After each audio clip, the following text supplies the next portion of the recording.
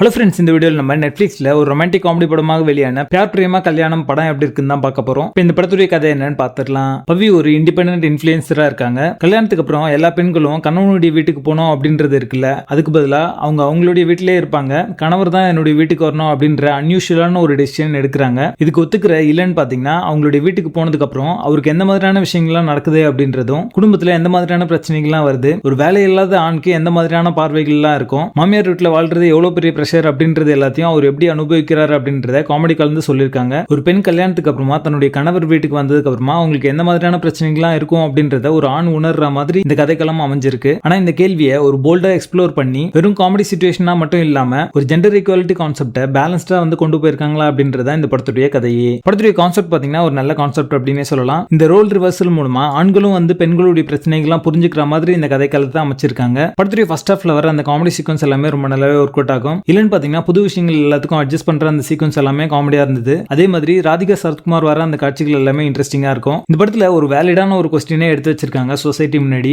But பவியோட angle பாத்தீங்கன்னா ரொம்ப dilute ஆயிடுச்சு அப்படின்னே சொல்லலாம். படம் போக போக பாத்தீங்கன்னா இளனுடைய கஷ்டங்கள் என்ன அப்படின்றதுலயே வந்து ஃபோக்கஸ் பண்ணிருப்பாங்க. பவி கேரக்டர் பாத்தீங்கன்னா ஆரம்பத்துல ஒரு இண்டிபெண்டன்ட் கேரக்டரா காமிச்சிருப்பாங்க. ஸ்டார்டிங்ல நல்லா இருந்தாலுமே போக போக பாத்தீங்கன்னா உங்களுக்கான இம்பார்ட்டன்ஸ் இல்ல அப்படின்றது இந்த படத்துக்கான மைனஸா பாக்குறேன். இளனுடைய ஆக்டிங்கும் பாத்தீங்கன்னா ஒரு மிக்ஸ்ட் ஆக்டிங்கா தான் இருக்கு அப்படின்னு தான் சொல்லுவேன். அவருடைய எக்ஸ்பிரஷன் எல்லாமே பாத்தீங்கன்னா எல்லா சீக்வன்ஸ்லயும் அதிர்ச்சிகரமான ஒரு எக்ஸ்பிரஷன் கொடுப்பாரு. அது ஒரே மாதிரி இருக்கோ அப்படின்ற ஒரு ஃபீல் வரதான் செய்யுது. மற்ற ஆக்டர்ஸ் எல்லாருமே ஒரு நீட்டான ஒரு பெர்ஃபார்மன்ஸே கொடுத்திருக்காங்க. ஒரு சில காட்சிகள் பாத்தீங்கன்னா ஒரு டிவி சீரியல் பார்க்குற ஒரு எஃபெக்டும் கொடுக்கதான் செய்யுது. இந்த படத்தை முடிக்கும் போது அந்த ரெசல்யூஷன் பாத்தீங்கன்னா ரொம்ப கன்வீனியன்ட்டான ஒரு ரைட்டிங்கா இருந்துச்சு அப்படின்ற மாதிரி நான் ஃபீல் பண்ணேன். படத்துடைய பேசிங் ஆவரேஜா இருக்கும். மொத்தத்தில் இந்த படத்தை பார்க்கலாமா வேணாமா அப்படின்னு கேட்டீங்க, கண்டிப்பா ஒரு புது கான்செப்ட்ல ஒரு காமெடி படம் பார்க்கணும் அப்படின்னு நினைச்சீங்கன்னா இந்த படத்தை நீங்க ஒரு முறை பாருங்க. படத்துல அடர்கான இல்ல, இந்த படத்தை நீங்க ஃபேமிலியோட பார்க்கலாம். பியார் பிரேமா கல்யாணம் படத்துக்கு எங்களோட ரேட்டிங் 5.5 out of 10.